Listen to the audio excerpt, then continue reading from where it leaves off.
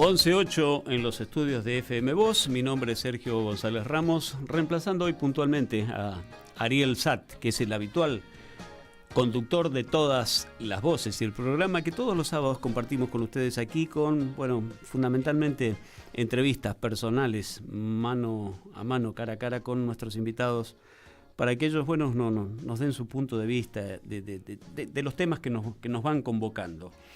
Ayer, o antes de ayer, en esta semana se produjo un hecho mundial significativo. El acuerdo de paz alcanzado entre Corea del Norte y Corea del Sur después de más de 50 años de esa división de las dos Coreas que trajo alguna guerra en su momento y un potencial peligro actual. Esto que ha dado vuelta en los portales mundiales ayer en la tarde y hoy, uno no sabe si, es decir, lo recibe con beneplácito porque el mundo es violento, la violencia está instalada en el mundo y lo traigo a colación un poco para introducir el tema del que nos vamos a ocupar ahora, el tema de la violencia, de las conductas violentas. Ya dejemos de lado el ámbito mundial y siquiera el nacional y el internacional, sino para venir a un terreno más cercano a nosotros.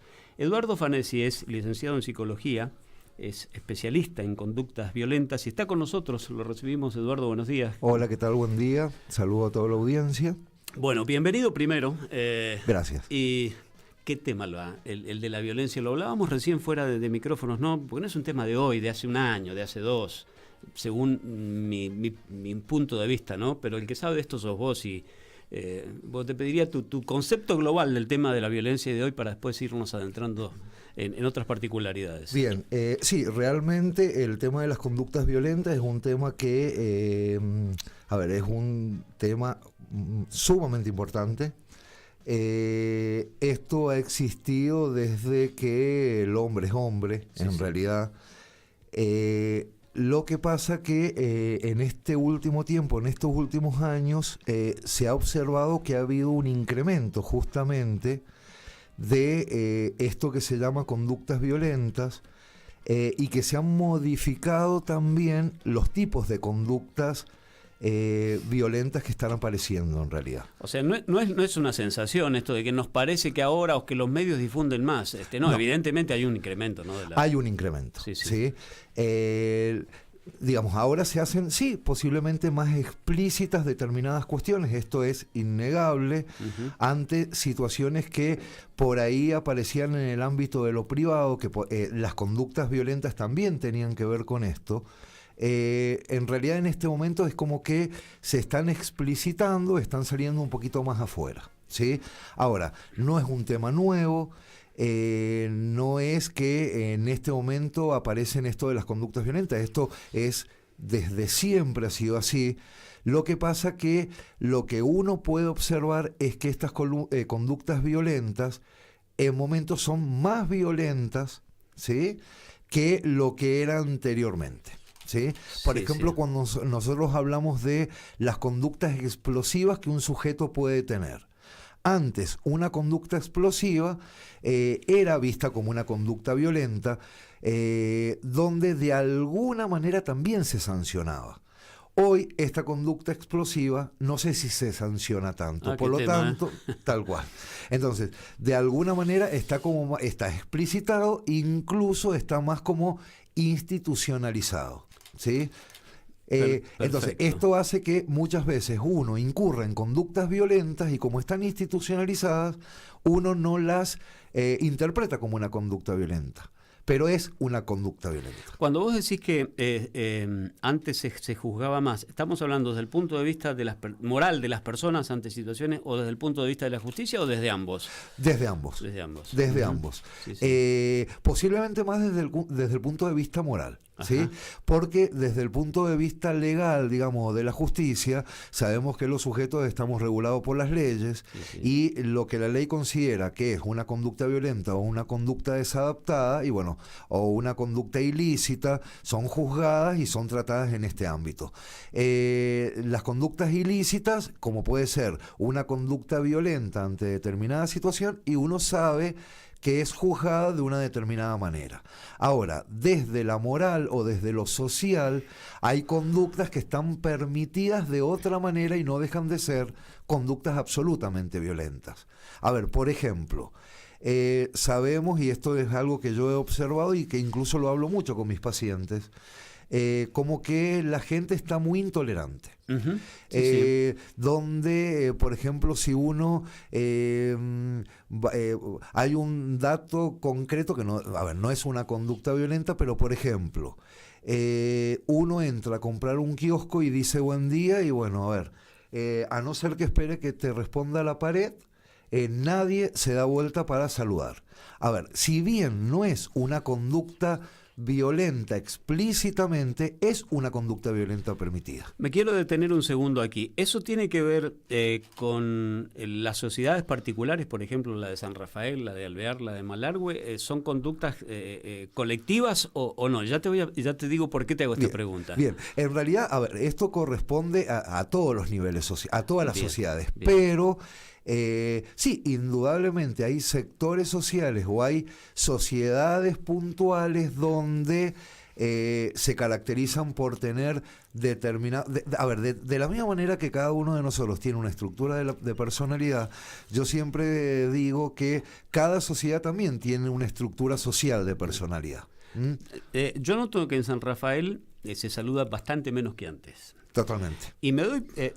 cada tanto tengo que viajar a Malargüe por cuestiones personales. Y noto una diferencia. Por eso venía la pregunta. Es decir, vos en Malargüe te cruzás con cualquier persona, siendo un forastero, además, con cualquier persona, y la persona antes que vos, cuando hiciste la magia de mirarlo a ver quién viene, te dicen buenos días, buenas tardes, totalmente. Hola. Todo el mundo saluda en la calle. Es una costumbre hermosísima que tienen los malargüinos. Yo no sé si tiene que ver con que es un lugar más chico, con que han conservado otras cosas, pero un poco por ahí venía el tema, totalmente. ¿no? Es que, sí, indudablemente, si uno hace referencia a Malargüe, que yo suelo también mira vos. ir a Malargüe bastante seguido, Sí.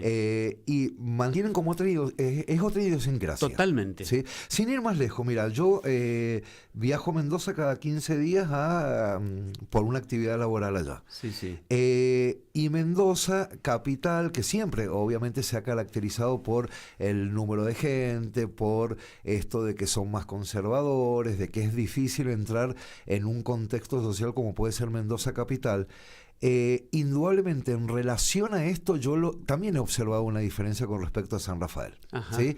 Como que la cultura y la estructura sanrafaelina es una estructura más ermitaña, Mira vos. donde, bueno, se mantienen, hay una idiosincrasia particular que no es ni mejor ni peor, sino que es distinta. Somos lo que somos. Somos lo que somos. Ahora, uno, si bien yo siempre digo que, bueno, a ver, no es ni mejor ni peor porque son diferentes, son subculturas distintas, pero uno nunca tiene que escaparse de, más allá de las diferencias y de la idiosincrasia, el tema de los valores. A ver, hay valores que uno tiene que perseguir más allá de los contextos en los cuales uno está inmerso, que tiene que ver con el respeto, que tiene que ver con el respeto en todos los sentidos, con el respeto de la dignidad del otro, con el respeto o con la tolerancia, entendiendo que toda la sociedad está formada por conjunto de personas en las cuales somos todos diferentes y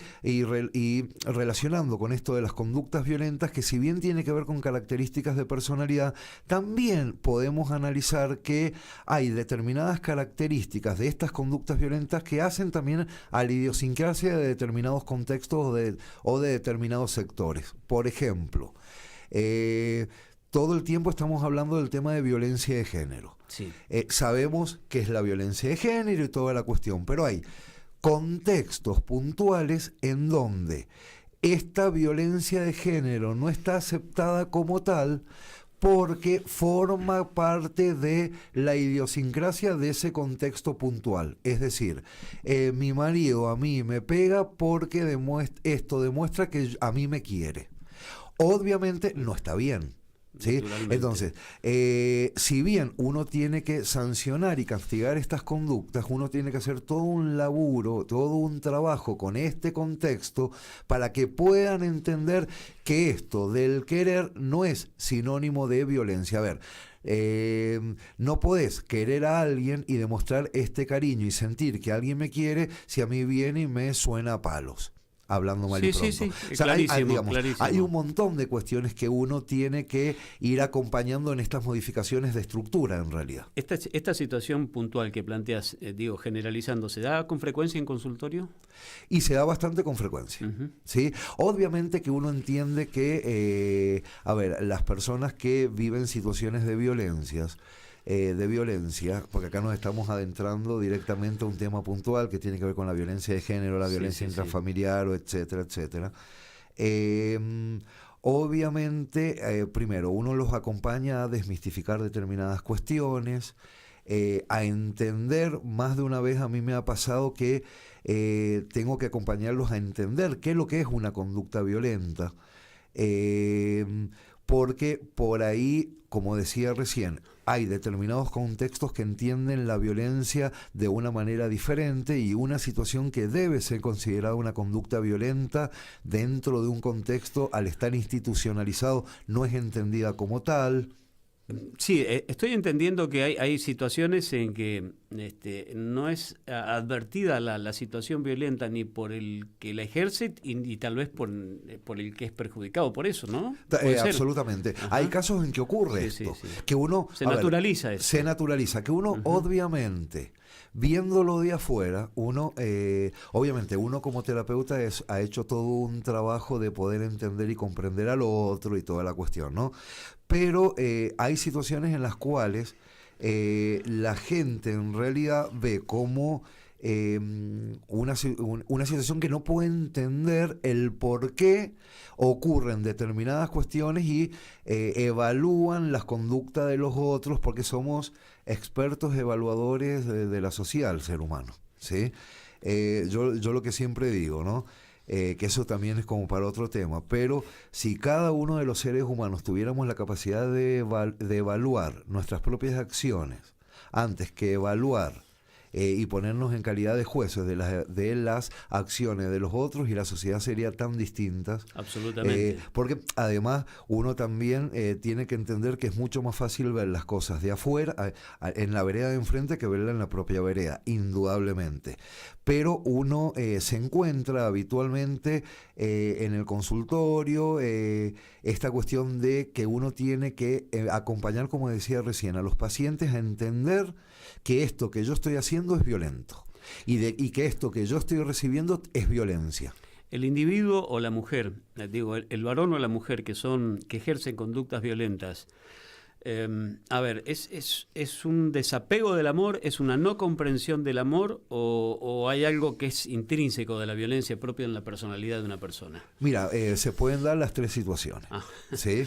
En realidad se pueden dar las tres, y yo agregaría algo. A ver, no solamente el hombre, porque por ahí uno hace referencia a los adultos violentos, hace referencia a hombres o mujeres violentos, sino también hay que hacer referencia a niños violentos, ¿sí?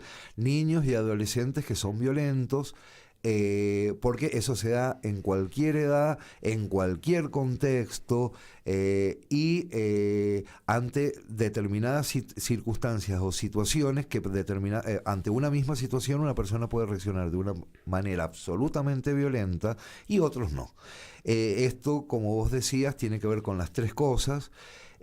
Por ahí es vivir las emociones de una manera diferente, porque cuando uno dice el apego o el desapego del amor, primero es todo un temita, porque hay que analizar qué es para cada uno de nosotros el amor. Claro. ¿Sí? Cada uno vive las situaciones de maneras absolutamente diferentes. Es lo mismo que cuando uno dice, cuando uno trabaja tal o cual emoción, por ejemplo, el miedo. Y cada uno el miedo lo vive de maneras absolutamente diferentes. Entonces, con cada persona el trabajar esta emoción es absolutamente diferente. La violencia pasa lo mismo, porque por ahí uno se encuentra, que yo trabajo mucho con niños, ¿no? Y uno se encuentra con niños muy impulsivos o pibes agresivos. Con cada uno de los pibes, si bien la manifestación puede ser la misma, si yo tengo 10 niños con conductas violentas, y vuelvo a repetir, la manifestación de la conducta es lo mismo, que es pegarle a los compañeros, pegarle a los amigos, desafiar a los adultos, con cada uno de estos niños uno labura cosas absolutamente diferentes, porque tiene que ver cómo cada uno va construyendo las emociones, cómo cada uno va construyendo los vínculos. Por ahí es vivir esto del amor o el desamor de manera absolutamente distinta. Y es justamente nuestra función como terapeutas acompañarlos a ver a ver cómo pueden modificar todo este tipo de cuestiones. Bien, ¿no? Qué bueno, qué interesante eso último. Así cómo pueden modificar las situaciones, porque te iba a preguntar si hay casos de naturaleza violenta en personas que vos decís, no, esto es irreversible. Es decir, ¿sucede eso o no? ¿O siempre es posible un mira, regreso, hay casos digamos? que a mí me encantaría, o sea, en realidad a mí me encantaría decir que todos los cambios son posibles. Pero lamentablemente tengo que decir que no todos los cambios son posibles. Bien, ¿sí? bien. Nosotros indudablemente... Toda una revelación eso. Sí. Verdaderamente. Por más que uno intente... A ver, los cambios en el sentido de la necesidad de modificar sustancialmente determinadas cuestiones. Hay pequeños cambios que indudablemente se pueden hacer, pero hay conductas violentas que tienen que ver con cuestiones muy intrínsecas, que son manifestadas por individuos con una estructura de personalidad particular. Por ejemplo, hemos sentido hablar y muchas veces hemos hablado de psicopatía. Hay personas que tienen una estructura psicopática donde la violencia forma parte de esta estructura. Entonces, uno indudablemente va a poder ir modificando determinadas conductas violentas siempre y cuando se modifiquen determinadas cuestiones de la estructura. ¿Sí? ¿Hay alguna etapa de la vida, yo creería que sí, pero el que sabe sos vos, y por eso te lo pregunto, donde se puede construir una personalidad violenta por, digamos, en la niñez o no? ¿O hay algo que ya viene en el gen o en los genes de la persona? A ver, lo pregunto, hago la pregunta diferente. Hay personas que tienen una tendencia a la violencia, aunque luego puedan perfectamente desarrollar su vida sin ella, o no, o eso se va construyendo en alguna etapa de la vida. En realidad se va construyendo. ¿Sí? La violencia no es hereditaria. Bien. Sí es heredable. A ver, ¿cuál es la diferencia entre lo hereditario y lo heredable? A ver, lo hereditario tiene que ver con lo transmitido a través de los genes, a través de nuestra mamá, de nuestro papá, etcétera. Lo heredable es lo aprendido. Entonces, hay conductas que son aprendidas en nuestro desarrollo. ¿Sí? Entonces, nosotros no vamos a decir que un niño nace violento o que una persona nace violenta, sino que lo que vamos a poder decir es que aprende determinada manera de relacionarse con el otro que hace que se vaya generando una estructura o una característica de tipo violenta. Por eso digo, no es hereditario, es heredable o es aprendida. ¿Sí? Bien. ¿Hay estratos sociales que son más violentos que otros? Y no me refiero a alto o bajo, sino estratos sociales. No son más violentos. Por ahí la diferencia radica en el tipo de violencia. ¿Sí? Porque la violencia no es característica de un grupo social particular. Lo que pasa que en relación a lo que yo decía al principio, hay determinados contextos que tampoco tiene que ver con clase social o estatus social, ¿no? Pero Bien. hay determinados contextos que hacen que determinadas situaciones de violencia están más institucionalizadas, ¿sí? O están, a ver, la gente como que está más acostumbrada. Ahora, nosotros tenemos que entender que hay distintos tipos de violencia, porque por ejemplo, si nos referimos a violencia física, y bueno, está en todos los estratos sociales, por ahí hay estratos sociales o niveles socioeconómicos culturales un poco más bajos, donde las manifestaciones violentas son distintas a un estrato social o a un contexto social medio o alto. Ahora, en las clases sociales media y alta existe exactamente también el mismo tipo de violencia.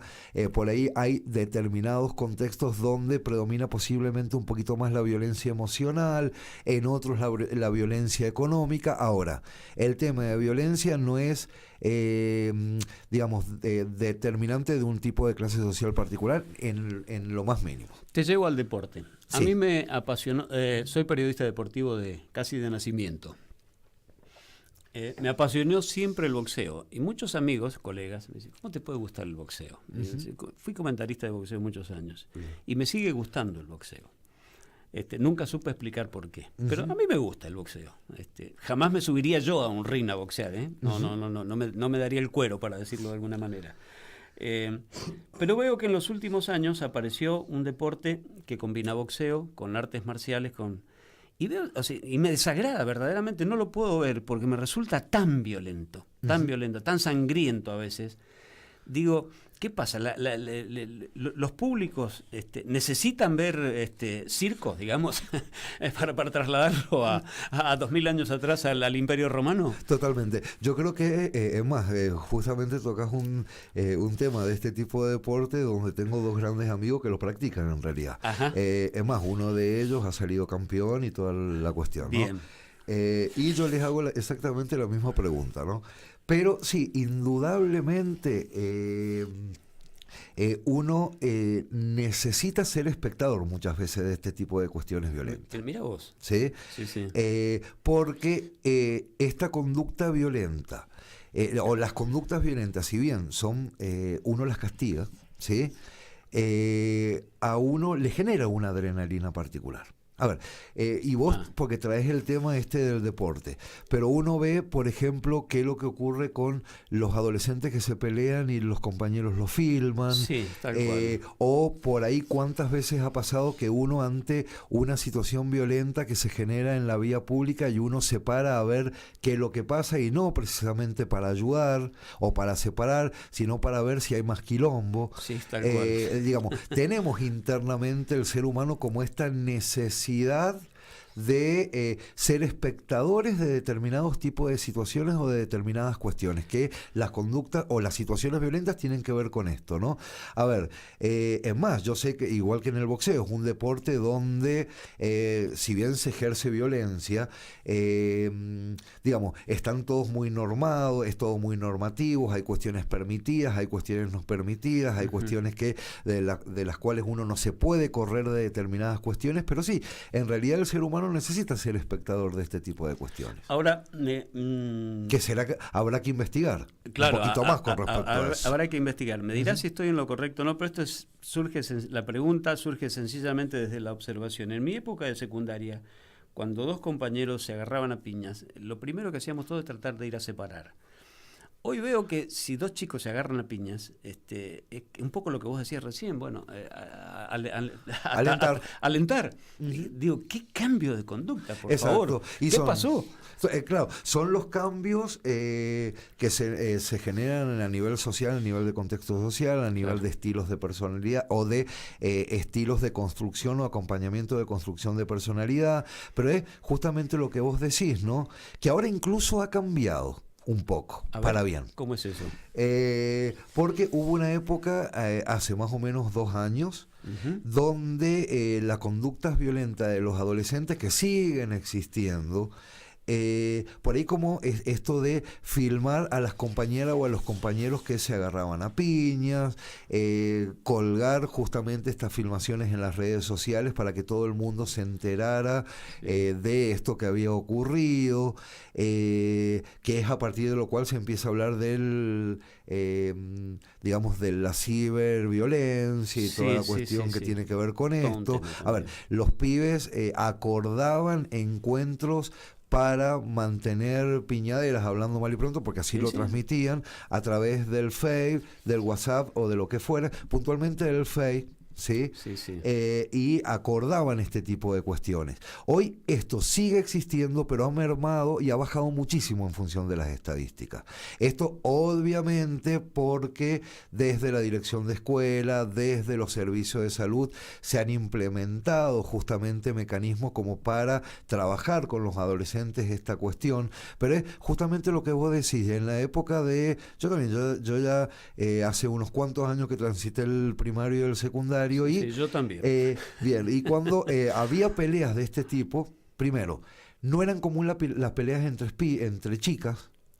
No, para nada, absolutamente. Yo no recuerdo. Totalmente. No recuerdo. Hoy, en función del porcentaje, y las chicas sacan la delantera en cuestión de conflictos y peleas físicas. No me digas, ese dato no lo tenía. Es más, esto también tiene que ver con las diferencias de género.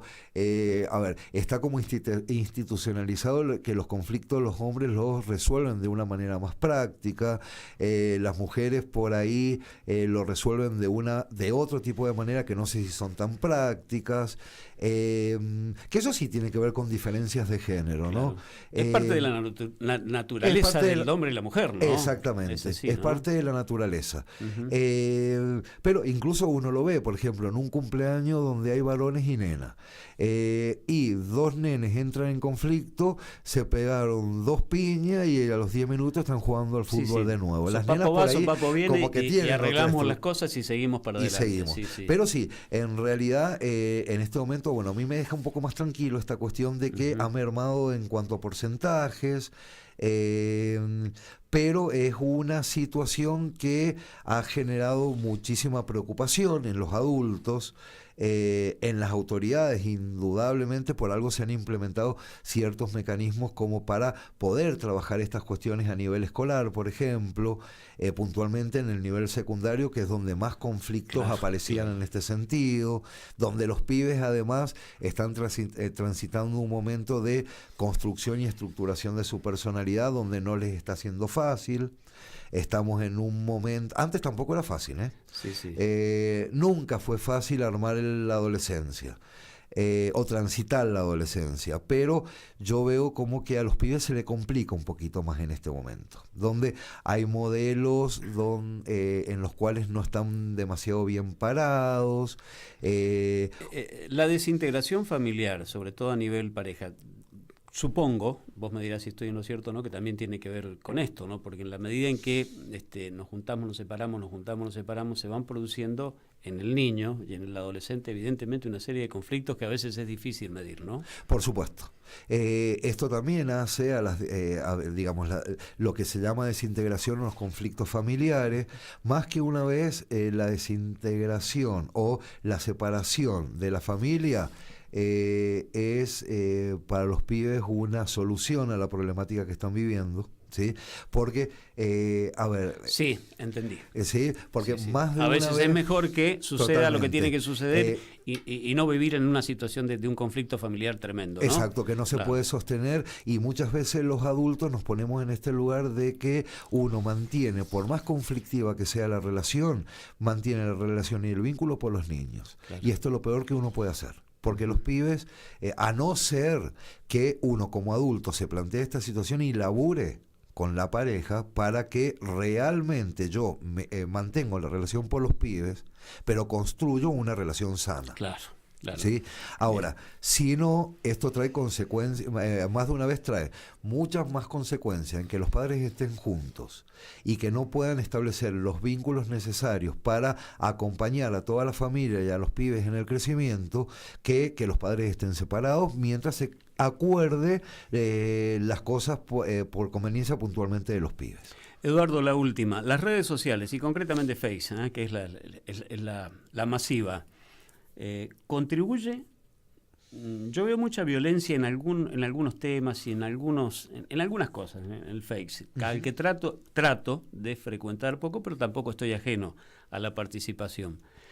Y ante temas muy puntuales, ¿qué pasó? ¿Siempre fuimos así y antes no había oportunidad de expresarlo? ¿O la red social potencia un poco el tema? Yo siempre me lo pregunto, ¿no? No, yo creo que de alguna manera, a ver, siempre hemos sido un poco así. Claro, ¿sí? claro. Lo que pasa que ahora es como que estas redes sociales nos dan la posibilidad de poder expresar determinadas cuestiones, pero no con el cara a cara, que por ahí en el cara a cara uno se cuida un poco. Sí. A ver, ¿en qué sentido? Por ejemplo, no te digo con una conducta violenta, pero por ejemplo, en una discusión con respecto o una diferencia de opinión con respecto a determinadas cuestiones, el hecho de sentarme con el otro no significa que voy a dejar de dar mi opinión, pero me voy a cuidar porque uno tiene una suficiente capacidad de empatía. Claro. Que si yo voy a decir algo que yo sé que al otro, no sé si no le va a gustar, pero por lo menos yo sé que a la otra persona le va a doler o le va a joder demasiado, bueno, uno intenta cuidarse. Sí. Las redes sociales, esta posibilidad se corta. ¿Por qué? Porque la capacidad de empatía la guardamos en el bolsillo en ese momento. Entonces, es como que yo me permito decir todo lo que yo tengo ganas de decir y exponer, y al otro si le gusta bien, y al otro si no le gusta también. A ver, esto me parece que también es todo un tema. ¿Por qué? Porque la capacidad de empatía ahí se pierde, y más de una vez que yo he hablado con adultos de este tema, y me dicen, mira, es mi opinión, yo soy así. Sí, al que le gusta bien y al que no. Bueno, ese es el mayor signo de inmadurez que tiene el ser humano. ¿Sí? Mira, qué buena definición. Sí. ¿Lo puedes repetir el concepto? Sí, que cuando uno dice, a ver, esto de yo soy así, al que le guste bien y al que no, que se vaya, para mí es el mayor signo de inmadurez que tiene la raza humana o que tiene el ser humano. ¿Sí? Porque esto justamente a mí me está demostrando que la capacidad de empatía que tiene que ver con la necesidad de construirme con un otro que está enfrente a mí no me interesa. Es típico de un niño. A ver, un bebé que es absolutamente egocéntrico, y esta capacidad de empatía de ponerse en el lugar del otro no la tiene, porque es el adulto el que se tiene que poner en el lugar del niño. Un adulto con este mensaje actúa como un niño, y no un niño de 4 o 5 años, como un niño recién nacido, con la inmadurez de estas características. Se nos terminó el tiempo, Eduardo. Interesantísima la charla, verdaderamente un ida y vuelta muy lindo. Te agradecemos verdaderamente la presencia. Un sábado en la mañana, media mañana, no es fácil para nadie. Seguro, hacerse un tiempito para venir a compartir estas cosas. Así que bueno, verdaderamente desde la radio y desde todas las voces en particular, te agradecemos la presencia. No, gracias a ustedes por la invitación, y siempre está bueno por ahí venir a hablar de algo que uno, no es que uno es experto, pero que uno más o menos conoce un poquito de la situación, y poder venir a transmitir para compartir con la audiencia ciertas cuestiones, y bueno, que sirva también para discusión dentro del contexto familiar y toda la cuestión. Para quitarle la modestia de la despedida hace que uno de repente, quien llegó recién a la radio, diga, bueno, pero ¿quién estaba hablando? Es un licenciado en psicología, señores. Se llama Eduardo Fanesi, lo saludamos. Muchísimas gracias. Bueno, gracias a ustedes. Bien. En 91.5, las noticias conviven con vos. Por eso te acompañamos todo el día. 91.5 FM Voz.